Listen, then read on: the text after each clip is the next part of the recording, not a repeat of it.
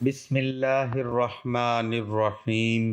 آج ہی ظہر کے بعد صرف 33 مرتبہ اللہ پاک کا یہ نام پڑھ لیں، پھر دولت کا ایسا زبردست طوفان آئے گا کہ آپ کے آگے پیچھے پیسہ ہی پیسہ ہوگا۔ ناظرین اکرام، آج کا وظیفہ لاکھوں کروڑوں کا مالک بنا دینے والا وظیفہ ہے۔ یہ وظیفہ کرنے سے آپ کے گھر میں دولت کا طوفان آ جائے گا۔ اللہ پاک کے بہت ہی پیارے نام کا ذکر ہے۔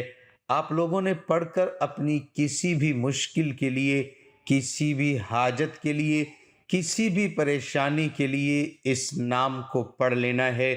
اس نام کو پڑھنے سے انشاءاللہ اللہ پاک آپ کی ہر پریشانی کو دور فرما دے گا۔ اگر ایک بہت بڑا پہاڑ ہمارے سامنے کھڑا کر دیا جائے تو ہم اس پہاڑ کے آگے ایک معمولی سے انسان لگتے ہیں، ایک معمولی سی مخلوق لگتے ہیں، لیکن اس میں مبارک میں اتنی طاقت ہے کہ جن کو پڑھ لینے سے، جن کا ذکر کر لینے سے یہ پہاڑ کو اپنی جگہ سے ہٹا دیتی ہے۔ تو پھر آپ کی پریشانی، آپ کی کوئی مصیبت، آپ کی کوئی بیماری، مصیبت، دکھ، تکلیف، غرض کچھ بھی نہیں بچے گی اگر آپ سب لوگ آج کا یہ چھوٹا سا عمل کر لیں۔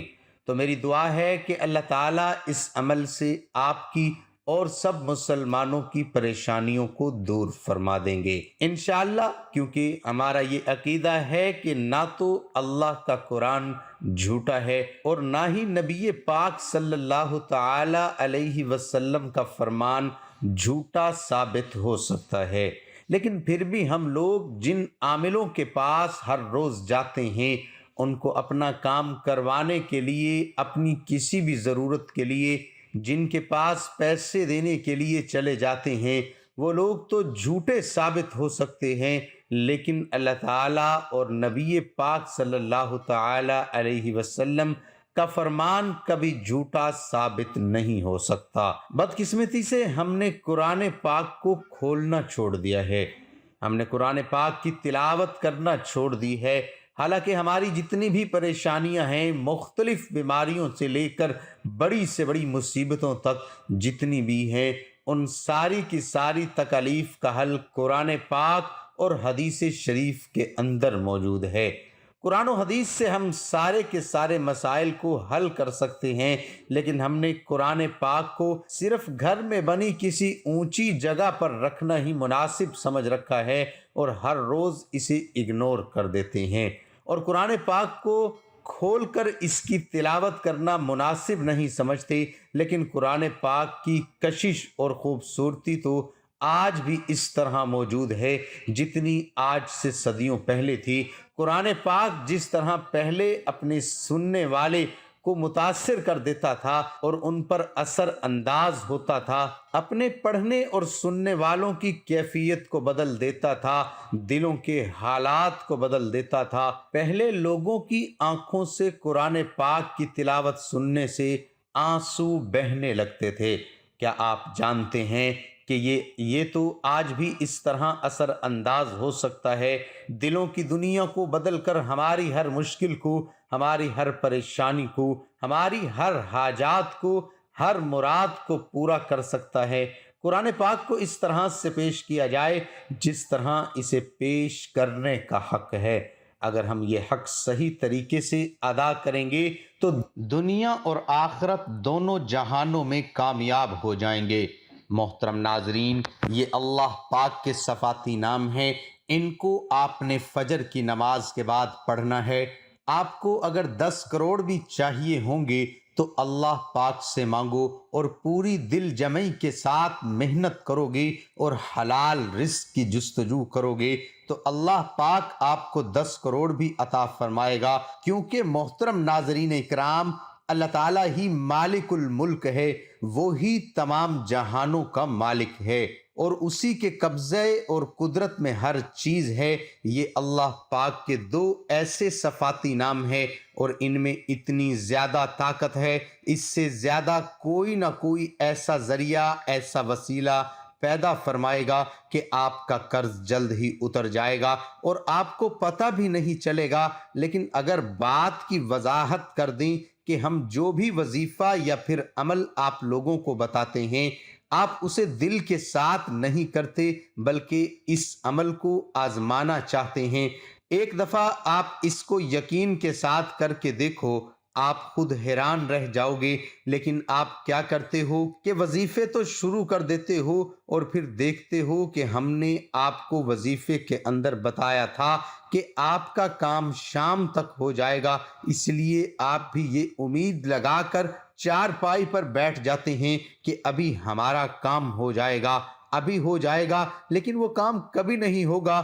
کام کے لیے کچھ ہاتھ پاؤں بھی ہلانا پڑتے ہیں۔ میرے بھائیو، یہ بات ٹھیک ہے کہ اللہ پاک ہر چیز پر قادر ہے اور وہ معجزہ بھی کر سکتا ہے، لیکن ان معجزات کے لیے بھی اللہ تعالیٰ کی طرف سے کچھ شرائط و ضوابط ہیں۔ اس لیے آپ کسی بھی وظیفے کو آزمائش کے طور پر مت کیا کریں۔ جو بھی عمل یا وظیفہ آپ کو بتایا جاتا ہے اس کو اتنا یقین سے کرو اور اتنے اعتماد کے ساتھ کرو کہ آپ کے چہرے پر خوشی آ جائے کہ ابھی میں وظیفہ کر رہا ہوں، اللہ پاک کا ایک صفاتی نام مبارک پڑھ رہا ہوں۔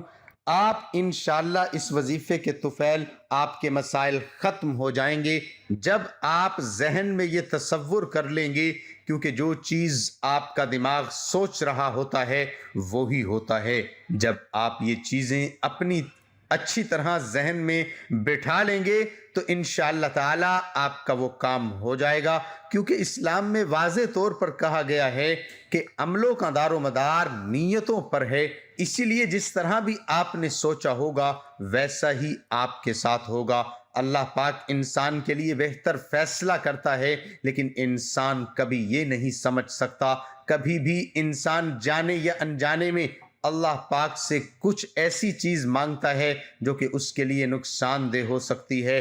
اللہ پاک اپنے بندوں سے بہت زیادہ محبت کرتا ہے تو اللہ پاک اسے وہ ہر چیز نہیں دیتا بلکہ اس کا بہترین نعم البدل دیتا ہے۔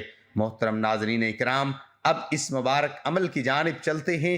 آپ کے گھر میں جتنی بھی تنگ دستی ہے، جتنی بھی مشکلات ہیں، جتنی بھی پریشانی ہے، لڑائی جھگڑے، گھریلو ناچاکی ہو، دکھ تکالیف ہو، غرض کوئی بھی مسئلہ ہو، آپ نے صرف روزانہ ظہر کی نماز ادا کرنے کے بعد اسی جگہ پر بیٹھ جانا ہے اور 33 مرتبہ اس عمل کو کر لینا ہے۔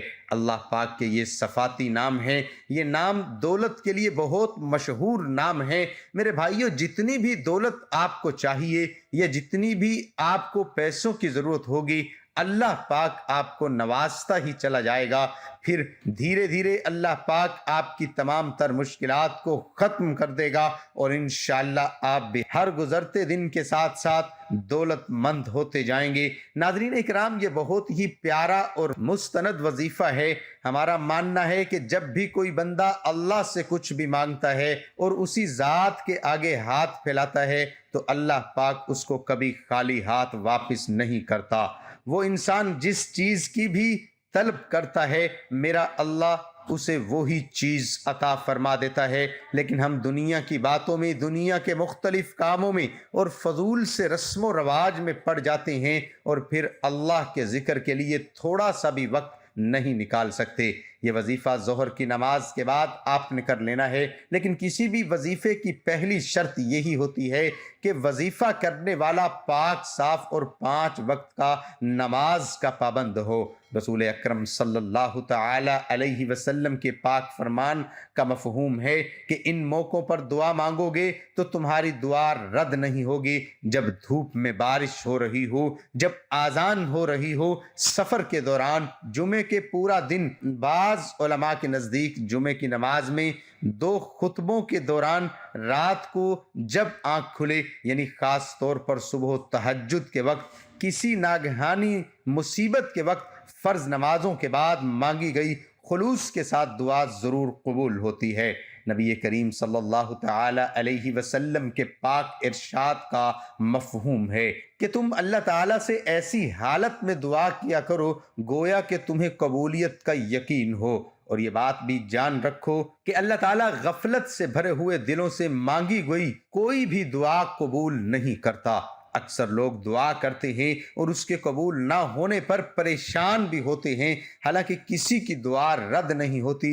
حضرت ابو ہریرہ سے مروی ہے کہ نبی کریم صلی اللہ تعالی علیہ وسلم نے فرمایا کہ انسان اپنے رب کے سب سے زیادہ قریب سجدے کی حالت میں ہوتا ہے، اس لیے سجدے میں دعا کثرت سے کیا کرو۔ اسلام کے 5 ارکان میں سے کلمہ طیبہ کے بعد دوسرا رکن نماز ہے۔ نماز کی اہمیت کا اندازہ اس بات سے لگایا جا سکتا ہے کہ رب تعالیٰ نے اپنے کلام پاک قرآن مجید میں 100 سے زائد مرتبہ نماز کا ذکر فرمایا ہے۔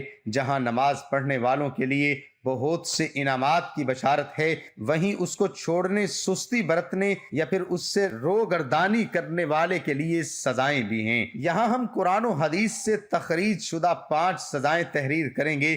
رب تعالیٰ سے دعا ہے کہ وہ ہماری اس سعی کو اپنی بارگاہ میں قبول فرمائے۔ حضرت سیدنا ابن عباس رضی اللہ عنہ فرماتے ہیں، نمبر 1 جہنم میں خوفناک وادی ہے ویل نامی، جس سے جہنم خود بھی پناہ مانگتا ہے۔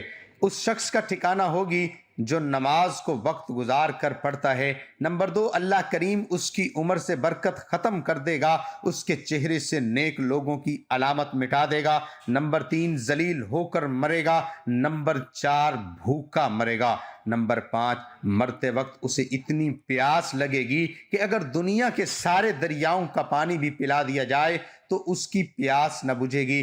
پہلے بسم اللہ الرحمن الرحیم پڑھ کر 21 مرتبہ اول و آخر درود ابراہیمی آپ نے پڑھنا ہے، پھر 33 مرتبہ یا غنیو یا مغنیو پڑھنے ہیں، اور اس کے بعد 300 مرتبہ استغفر اللہ استغفر اللہ استغفر اللہ پڑھیں۔ اس کے آخر میں 7 بار درود ابراہیمی پڑھ کر اللہ تعالیٰ کی بارگاہ میں اپنی حاجات پیش کریں۔ اللہ تعالیٰ آپ کی دلی خواہشات، آپ کے تمام دکھ تکالیف اور تمام پریشانی سے بخوبی آگاہ ہے، لیکن اس کے باوجود بھی اللہ تعالیٰ کو انسان کا اپنے سامنے مانگنا بہت پسند ہے۔ اس لیے آپ خود دل لگا کر اور دل جمی سے، مکمل یقین سے، مکمل اعتماد سے اللہ تعالیٰ سے مانگیں، اور ہمیشہ اسی طریقے سے دعا مانگا کریں۔ اللہ تعالیٰ سے سچے دل کے ساتھ دعا مانگیے اور مکمل یقین اور بھروسہ رکھیے، اللہ تعالیٰ آپ کی دعا کو قبول فرمائے گا۔ پھر آپ خود حیران رہ جائیں گے۔ ہمارے نبی تاجدار مدینہ سرور کونین صلی اللہ علیہ وسلم روزانہ اللہ تعالیٰ سے دعا مانگا کرتے تھے، اور آپ سب بھی میرے ساتھ دعا مانگے۔ اے اللہ، اے میرے پروردگار، تیرے سوا اس قابل کوئی بھی نہیں ہے کہ جس کو مدد کے لیے پکاروں۔ تیرے سوا کوئی نہیں جو ہر وقت کا اور ہر جگہ حاضر اور ناظر ہو۔